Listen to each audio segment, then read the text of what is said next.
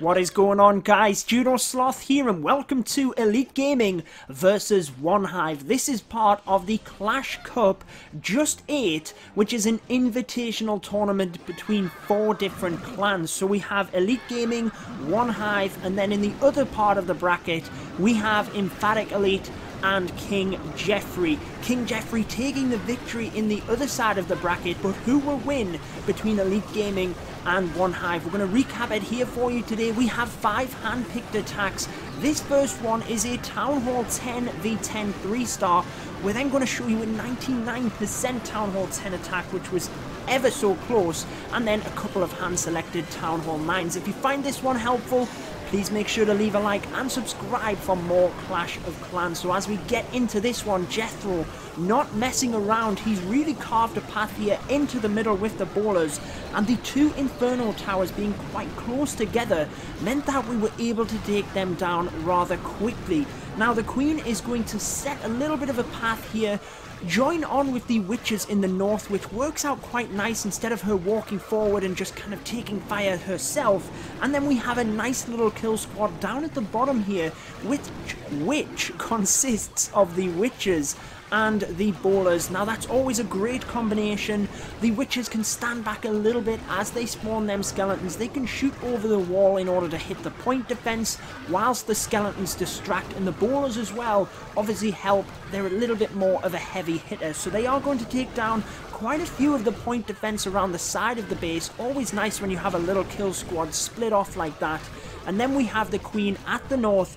She's acting solo at the moment, one witch cleaning out the trash buildings around the outside, but she does have that healer and she does have the ability, and although we still have a few defenses standing, we are pretty much going to take this one. So we do pop her ability there, move through, take out the cannon and the wizard tower. That just helps to keep the witch on the outside alive, and then as we move forward, the witch continues to spawn skeletons and try and distract that archer tower whilst the Queen is stuck on a wall. But as soon as she gets through, it's not going to be a problem. She takes down that archer tower, gets rid of that skeleton trap, and then wraps up this base for the 3-star attack. Let's dive into that 99% agonizingly close to that 3-star.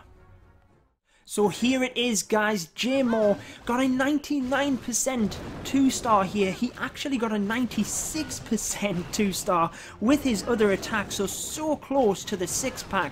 And this one is about as close as it gets, guys. So we're starting off, it's primarily a Lavaloon style attack. The Queen over in the east here is going to very nicely be able to just slot into this little pocket alongside them other troops which have helped to make the funnel, and she will take down 2 of the air defense. But look what we've done here as well. We've managed to carve a path to get straight onto that Inferno Tower. So although there is a cannon, as long as that goes down, the balloons targeting defense buildings only mean that they just lock straight onto that Inferno Tower, and that is very nice to get out of the way since it's so close to the edge of the map. We then have the golems alongside the wizards to create the funnel, and then we have the bowlers which are going to come in as part of the kill squad, and you can see directly what we're going for here. The enemy Queen's going to jump across the enemy CC, but look at the amount of point defense within this area as well. We have plenty of archer towers we're going to take down, the wizard tower as well, and they are all brilliant buildings to get out of the way before we bring the Lavaloon portion in. So although we had a heavy kill squad, we actually got a lot from that, which means we don't quite need all of them balloons. So again, at Town Hall 10, the main target is then that 2nd Inferno Tower. So as we push in, the Lava Hounds come forward really right the way across to them air defense, and that is where them haste spells are so effective, guys. Look at that golem just on speed mode there, trying to get away from that Lava Hound. That was great stuff. But the haste spells are vital in order to help keep your balloons next to the Lava Hounds as best as you can. Now at this point you can see we've still got plenty of balloons up. They're going to move over to the end here, take out this final cannon. We have plenty of Lava Hound pups and minions down at the bottom. And notice the 2 archers. Had they have came in at this point, maybe over at this area where the elixir storage is, I think we would have got this, but he's obviously waiting. He wants to lure that Lava Hound. He wants to get it out of the way so So look at this. As the lava pups come across, he tried to lure it out of the way, but they just get caught. They all come across to it, and that is what wrecks the raid. So the archer is what can attract the fire from that lava pup. It's obviously, look, the lava hound, look how it wasn't going for the lava pups. So guys, if you can save an archer, you can pull it across, but we just waited that little bit too long in this one, and that is what causes us to miss the 3-star here. Had we have pulled the lava hound a little bit earlier, it would have been the 3-star, but nonetheless, such an impressive attack. And what we'll do is move down to 3 Town Hall 9 3-stars before we find out exactly how this war went down. So here we are with the first Town Hall 9 attack. I haven't mentioned up until this point, guys, that this Clash Cup event is a 30v30 war, and it is just 8 hours long. That is it, guys. Not enough time to go really hitting bases and real in-depth analysis. Just hit the bases, get them stars, and really, that is what this is all about. Just quick fire wars, and it is super exciting. If you are interested in joining Elite Gaming, all of the description for our clan, how to join, will be in the description of this video. But this Town Hall 9 attack, I love the dragons. You've heard me say it so many times on the channel. We've carved an area out from the bottom here with our king and the troops in order to not only create that funnel, but it just helps the dragons to come into the center of the base. Look at what's left. Mainly only defenses, and we're going to try and keep the dragons in the middle. So the balloons are going to be very helpful here to try and take out the defenses on the outside. So here come the first set of balloons, trying to get in and get that expo, because that's going to be valuable time that the dragons would have to come over here. But what is hovering there as well? That dreaded lava hound. We don't want the dragons to get caught on that. We want them to stay in the base, out the way of that lava hound, and it just about works out. Had they have gone to that expo, I think more of them would have been caught up with this lava hound. So only one of them gets lost over the side there, continuing to try and take out the defenses on the outside to keep the dragons really in the center of the base, taking down them defenses. That sneaky Tesla in the corner. Obviously there's not as much time for scout attacks, but if we can take this down, then we don't even need to attack it the second time around. So one dragon is stuck over there on that lava hound again. Just tried with them balloons to not get any caught, but one of them inevitably got caught up. And then the balloons are going to move across, take down that Tesla. We still have enough here with the dragons to take out the rest of the base. So a brilliant 3-star here. Again, I love watching the dragons, especially in kind of these higher level wars. I think they're so fun to use when you really have to crack down the bases and take out them air defense in order to get them to work. So let's move on to another one. We'll bring you a hog attack this time before we wrap up with a Lavaloon.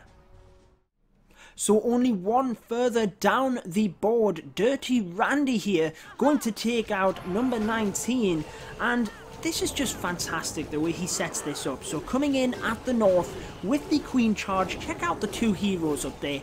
We're obviously going to take out the enemy king and queen, and that just gets them out of the way. For any kind of hog attack, they can be deadly.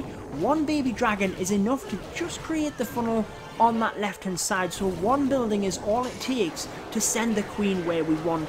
The rage spell is obviously very beneficial to help her get through the enemy king and queen before she goes down. And then we're really just going to, again, with the Hog Riders, with the balloons, you want to carve out an area of the base so that you can control the pathing of the Hog Riders. You obviously want to try and take down the buildings that are going to be most destructive to the Hog Riders as well. So check out the top here. 2 expos, the bomb tower, and a ton of wizard towers, along with all of them gaps. Now with the splash damage, that would be the prime areas to put the giant bombs. So you can see one of them going off there. That's perfect to get them out of the way for the Hog Riders. We're getting the CC down here as well, and then we've already started with the Hog Riders because we can now control their pathing a little bit better. So as we move forward here, the bowlers are going to get that final wizard tower that's in the center. Then we just have the one on the edge, but that's not going to be a problem with the Hog Riders. We can easily target that without them grouping up, taking massive damage, especially with the risk of a giant bomb being there. So we've really carved out the area, and from this point we can just bring the Hog Riders in. So at the bottom here, they're coming in, they're taking down the point defense and the area within that where the defenses are clumped up, sorry, and we still have a heal spell. It's just really using that where is most wise. Is there a giant bomb spot? You'll see that in this case, a Tesla farm pops up. Now the Teslas, especially with that skeleton trap, can wreck anything really. The Teslas, when they're all grouped together, do massive amounts of damage, so you would want to be using your spells in that area. Well played on this one, taking that down, and the bowlers here are still wrecking the core of the base. The Queen still has the healers, and we still have wizards as well. So a very nice breakdown, not kind of your standard attack, very much customized to the base, but absolutely wrecked it. We have one more attack before we find out what happened in the war. So the final attack here is by Fog Jr. And again, such an impressive attack. Make sure to let me know down in the comments who you're rooting for. Clearly I'm rooting for Elite Gaming, part of the Elite Nation family. So what do you think? We've faced One Hive, you know, quite a few times, and you know, this one's completely different. This isn't CWL, guys. This isn't kind of the creme of the creme, if you will. This is the Clash Cup. It's an 8-hour war. I mean, don't get me wrong, all of these guys are fully going for it with these competitive matches, but obviously just making it clear this isn't a 24-hour war. This is an 8-hour, something different, where you have to really adapt on your feet and go for it. So Fog here, we kind of missed. He did a great entry coming in, a beautiful test wall breaker in order to crack open that first part of the wall. And then again, with the Lava Hound style attacks, the Lavaloon, the bowlers are just deadly at Town Hall 9. Look at all of the defences clumped in the middle that we've been able to take down with the bowlers. And from this point, there's hardly any defences left. It's just a case of keeping the balloons on the perimeter and using then haste spells wisely on the outside. The defences in the middle are gone. So as they come down, there's another Tesla farm, guys. So we have to bring in a couple of more balloons. Just a demonstration to you there of how deadly the Tesla farms can be. And we really have to adapt. If we just spammed all the balloons in, they'd have been taking a lot more damage. We couldn't have directly targeted that area. The final haste spell, obviously, onto that wizard tower. And again, back-end wizard towers, when your balloons are clumping up, you need a plan for that, guys. Whether it's a rage spell, heal spell, freeze spell, haste spell, whatever it is, just have a plan. So Fog there is absolutely crushed this base. The defenses are down. It's just clean up, really. So the Queen is up in one side of the base. The balloons and lava pups are on the other side. And it is again going to wrap up with the 3-star. So what do you think, guys? Will we take this war? There's only 4 teams involved. Like I said, King Jeffrey moving on to the finals, which is tomorrow.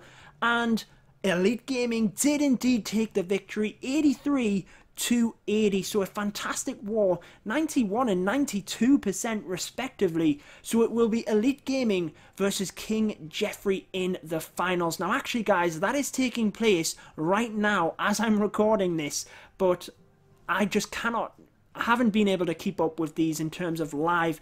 Wanted to get you the replays and the recaps to you, so you will have a recap of the final. Let me know what you think. Will Elite Gaming take it? I certainly hope so.